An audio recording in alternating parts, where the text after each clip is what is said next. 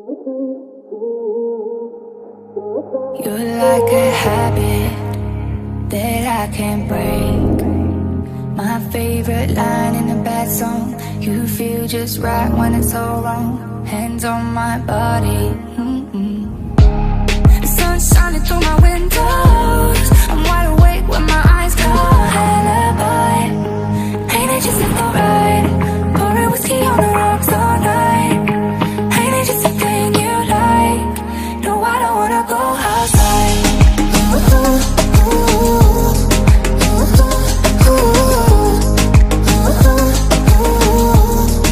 No, I don't wanna go outside.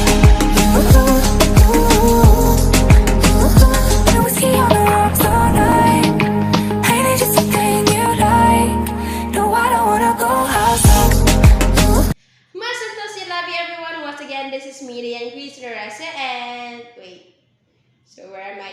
Okay, so for today we are having our virtual tour into the province of Pangasinan. So without further ado, let's start exploring the city. Pangasinan is a province of the Republic of Philippines and the provincial capital is Lingayen. Pangasinan is located on the western area of the island of Luzon along the Lingayen Gulf on the West Philippine Sea. The third biggest province in the whole Philippine archipelago is the Pangasinan. And Pangasinan was first founded by Austronesian peoples who called themselves as Anak Banwa by at least 2,500 before Christ. A kingdom called Luyag Nakabuluan, which expanded to incorporate much of the northwestern Luzon, existed in Pangasinan before the Spanish conquest that began in 16th century. The kingdom of Luwag Nakabuluan was known as the Wangdo of Pangasinan of Chinese records. The ancient Pangasinan peoples were skilled navigators and the maritime trade network that flourished in the ancient Luzon connected the Pangasinan with other people of Southeast Asia, India, China, Japan, and the rest of the Pacific. The ancient kingdom of Loyang Nakabuluan was in fact mentioned in the Chinese and Indian records as being an important kingdom of ancient trade routes. The name Pangasinan means land of salt or place of making salt. It is derived from asin, the word for salt in Pangasinan. The Pangasinan people are referred as Pangasinense. The term Pangasinan can refer to the indigenous speakers or the Pangasinan language or people of Pangasinan heritage. Pangasinan language is an agglutinative language. It belongs to the Malayo-Polynesian language branch of the Austronesian language family and is the primary language of the province of Pangasinan, as well as northern Tarlac and southwestern La Union. The Pangasinan language is similar to the other Malayo-Polynesian language of the Philippines, as well as Indonesia and Malaysia. It is closely related to the Ibaloy language spoken in the neighboring province of Benguet, located northwest of Pangasinan. The Pangasinan language, along with the Ibaloy, are classified under Pangasinic group of languages.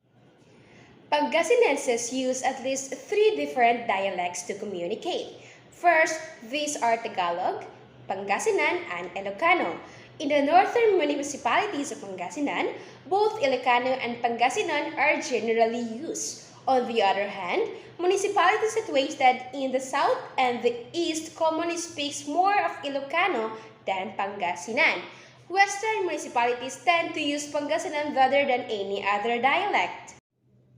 For Catholic faithful, the Alaylakan is a form of worship and supplication which is widely believed to cleanse sins, cure illnesses, and even grant wishes. So the long walk usually starts in the late afternoon of Maundy Thursday, and the wave of devotees end their journey at the dawn in Manaog town to fulfill their Lenten vows of Panata.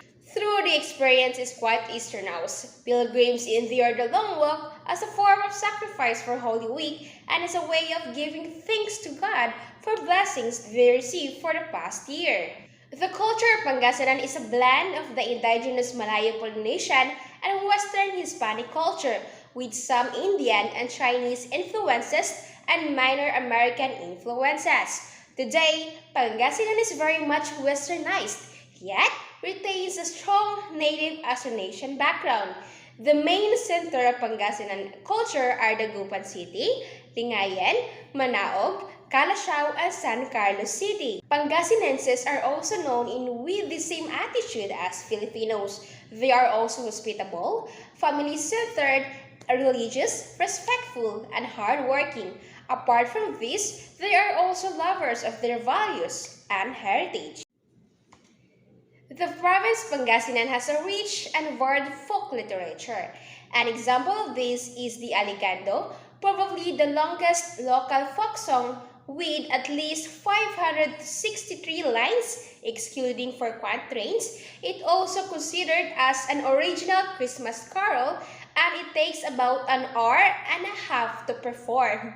Other examples of these ancient oral traditions included 631 proverbs, 465 riddles and puzzles, numerous myths, legends, tales of the supernatural creatures, and love songs known as petek. The storytellers, known as tumatagamen, wove tales for every season, indicative of the people's values and skills to wear their dances. Thus, the Imunan was a courtship dance, the Tagam a war dance, and the Kumakaret a test of dexterity. These dances were accompanied by the music of tulali, a flute used during any festivities. Pangasinenses love literature as it is shown in the well-known piece about the legend of Orduha, the princess. Pangasinenses are also lovers of arts and culture, and it is manifested in many traditions, one of which is a practice is called panagkamarerwa, which is taken from Pangasinan word kamarerwa or soul during All Souls Day. Pangasinenses also show their values through songs, an example of which is the Malinak Laylabi that manifests the values of Pangasinense for courtship.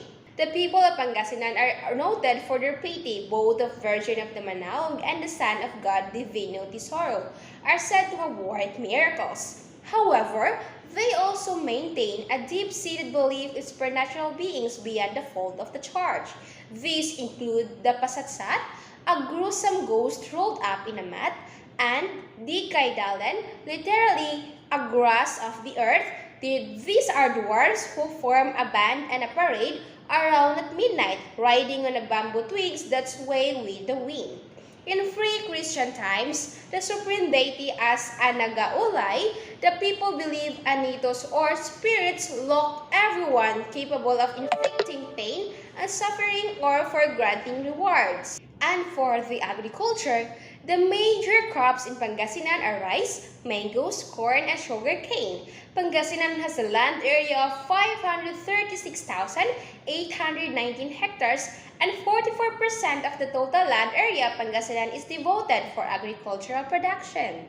Pangasinan is a major fish supplier in Luzon and a major producer of salt in the Philippines. It has extensive fish ponds, mostly for raising bangus or milkfish, along the coast of the Lingayen Gulf and the South China Sea.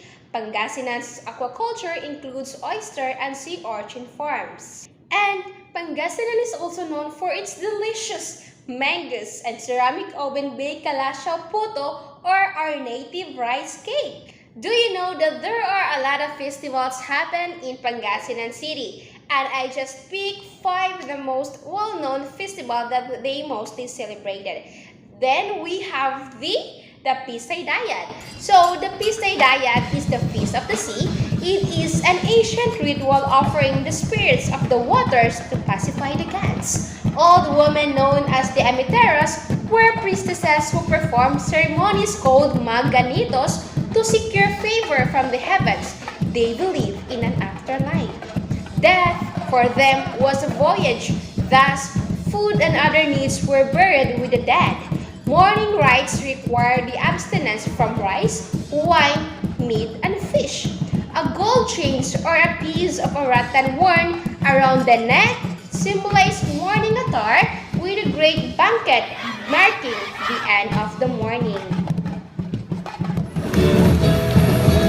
Next up is the Corn Festival. Santo Tomas was also one of the corn-producing towns of the province. Its fiesta is highlighted by its corn festival, which showcases this prime product in street dancing competition, longest corn barbecues, and agri-trade fair. Third, we have the Kalashao Koto Festival. This festival is celebrated in honoring the product that has supported a lot of the citizens throughout the years. Rice cakes is white and brown can be both any time of the day. For me, promotion of these festivals must be duty to every Filipino because it's also the act of patriotism. These are the festivals that showcase unique cultures of the province, and it is rich not only in culture but also in historical heritage. We have the Bangus Festival. Pangasinan most popular fest in celebration of Panagupan City rich harvest of bangus. Street parties and parade of dancers in Bangus-inspired custom, culinary competitions, record-breaking activities, and savoring the world's tastiest milkfish are in store for the locals and tourists. In celebration of the bountiful harvest of milkfish in the area, town comes due with activities such as the longest grill, street dancing, and 101 ways of cooking bangus. And the last one is Galela, or the 100 Island Festivals. So, Galela, which means come in the vernacular, invites you to watch and enjoy an exciting 100 Islands adventure race in one of the country's most unique and top destinations. Scheduled during the city's fiesta, traditional fiesta events are likewise in store of balikbayans, the most anticipated and largest crowd drawer event in Alameda City. Lavish celebration marks the 100 Island Festival. Exhilaration enriches the atmosphere with a string of athletic and challenging pursuits like skydiving competition, skills Olympics, or island adventure race, inviting the thrill-seeking foreign and local tourists. And when you are fun in traveling, then you must include Pangasinan in your travel destination.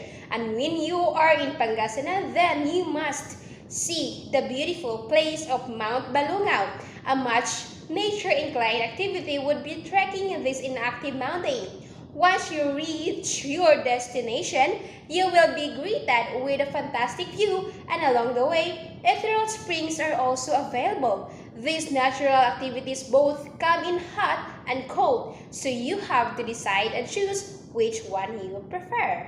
You must also visit the Bolinao Falls. It is found in the middle of the forest. The Bolinao Falls is merely a sight to behold, though it may take you a while to reach the place. The refreshing water, the lush green surroundings, and the overall vibes of the place will make you feel that everything is worth it. Next, you must also visit the Cape Bolinao Lighthouse, founded during the American settlement era in our country. This lighthouse stands tall and is second in terms of height out of all the towers located in Pangasinan.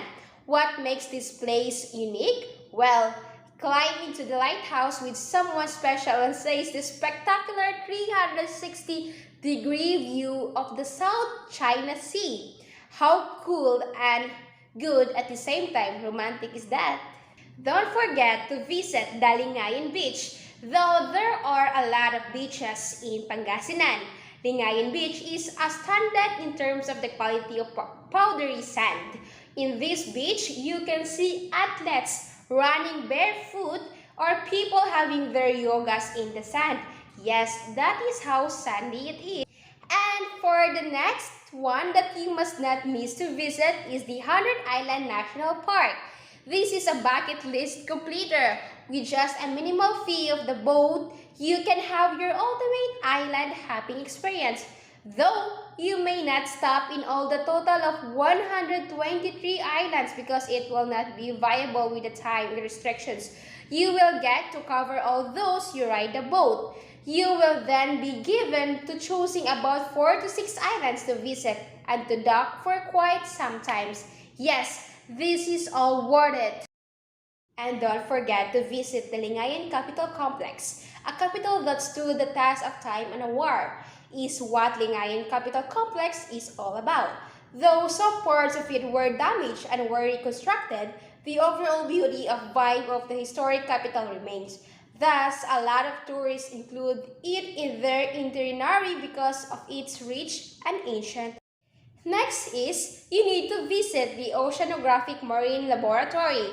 It is an educational way of getting to know the place as well all the marine creatures that swarms in the area by visiting the Oceanographic Marine Laboratory. In this place, they try to study, promote, and take good care of the different species that they discover within their province. Next, you must also visit the James Parish. This parish is founded by the Augustinian, and since it was built during the Spanish colonization, the architectural design of the St. James Parish Church is similar to those of the Spanish and Mexican, specifically the altar area. Next spot, Our Lady of Manaog.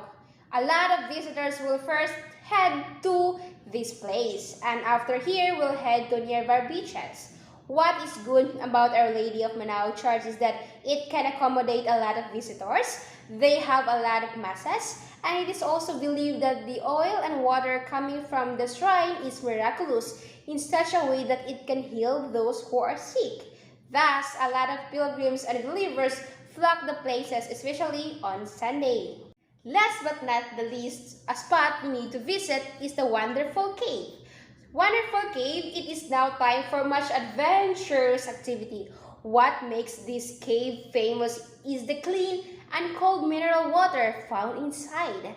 Yes, if you feel that you had enough of the seawater, trying out the fresh water is also the ideal alternative.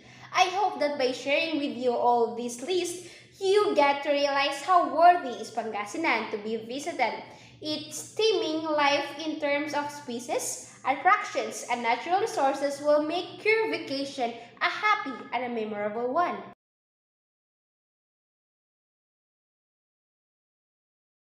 And of course, with every travel plan, food eventually finds its way into the discussion. Food, after all, is the reward we all get after the day's worth of sightseeing and fun activities. Also, trying out food from different places is an exciting and satisfying activity. In the province of Pangasinan, food is diverse and delicious as a result of the different topography and culture of its regions. With a wide variety of food choices to choose from, it can get overwhelming to plan out what you're eating on your Pangasinan trip. And here I'm gonna give you 6 foods to try if you're done traveling and if you're done experiencing the beauty of Pangasinan, then you must try these 6 foods.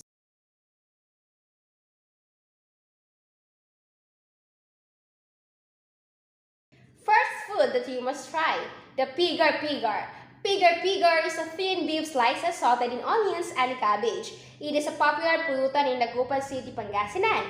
It is also commonly served as a top of hot rice because of its light seasoning.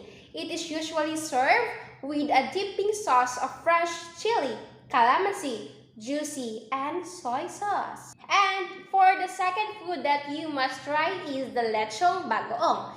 Bagoong is a fermented fish sauce that is used as cooking condiment or a sauce to accompany fried food or green mango. Bagoong is produced in various parts of the country. However, the home of bagoong is located in Lingayen, the capital town of the Pangasinan. Lingayen is also one of the largest bagoong exporters in the country. And for the next that you need to taste is the puto calasiao. Puto is a steamed rice cake and is a famous kakanin in Pangasinan. It's usually white but flavors such as pandan, obi, and strawberry have been added to this traditional Filipino kakanin. While I have tasted puto from other parts of the country, nothing beats puto calasiao. Next, you must also try the mangaldan tapa. Tapa is one of the components of our favorite breakfast dish, tapsilog. While tapa is produced all over the country, mangaldan tapa is elevated and certainly worth a try. So when you are traveling in Pangasinan, then you must try the mangaldan tapa. And for the next food that you must try is the San Juanito corn. When traveling the main road from Dagupan City to Manaog, one will be able to notice a line of corn highway vendors in the quiet town of San Juanito. Sweet corn, fresh from the husk, sold by these highway vendors. Corn is one of the main crops of San Juanito. Farmers and neighbors boil this corn to sell hot to passing travelers. And for the last food that you must really try is the Alaminos Longanisa. Longanisa is the Filipino version of sausage. There are a lot of variations of longanisa all over the country. They usually vary in fat to meat ratio, a combination of meat cuts as well as the seasoning that marinate the meat. And that would be the food that you must try after visiting the different scenery of Pangasinan.